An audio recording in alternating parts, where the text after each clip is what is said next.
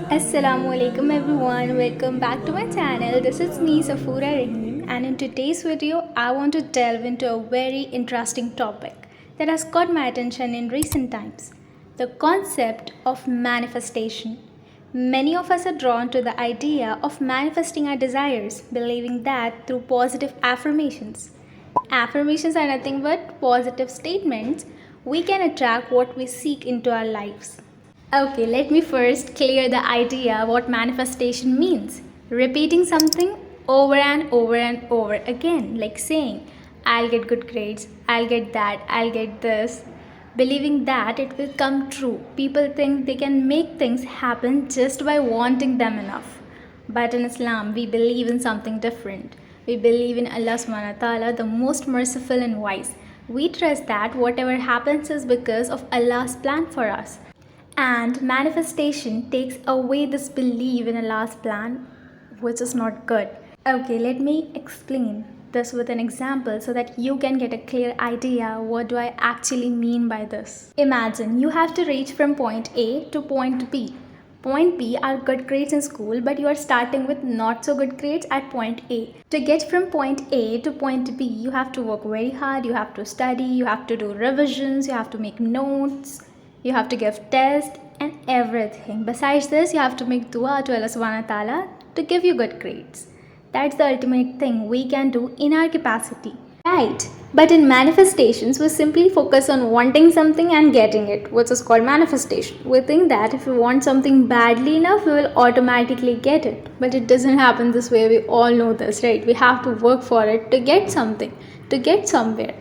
One more thing, what we do in manifestation is we don't consider whether the thing we are wanting is good or bad for us.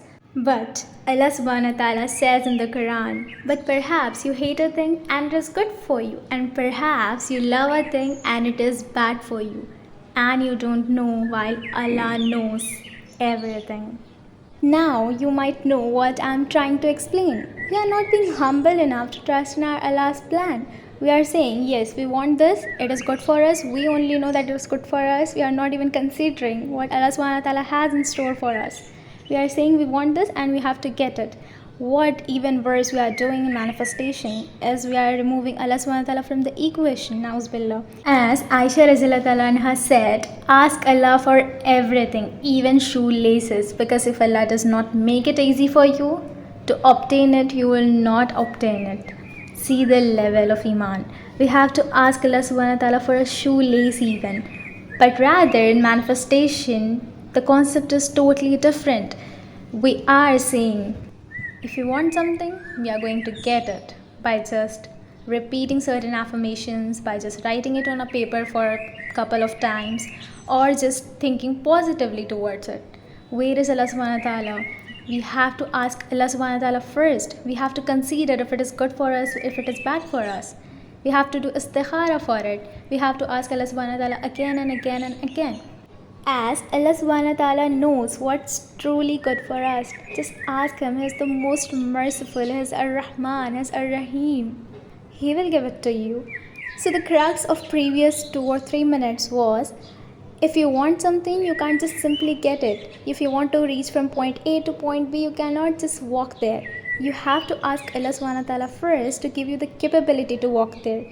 The equation is you have to get from point A to point B, but in between Allah subhanahu wa ta'ala's mercy is there. Without His mercy, you cannot go there. You cannot remove Allah subhanahu wa ta'ala from this equation. You won't reach anywhere if you're doing this. That's what my point is. However, there is something good in manifestation too.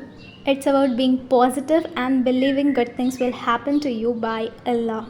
In Islam, we are encouraged to have positive thoughts and trust in Allah's mercy. So while manifestation might not fit well with Islamic beliefs, we can still learn to be positive and trust in Allah.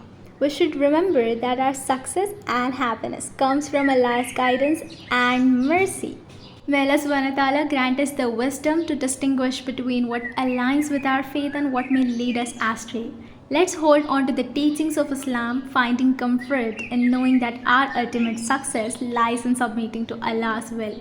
So that is it for today. Jazakumullahu khairan for listening me. Until next time, peace and blessings be upon you all and your families. Bye bye.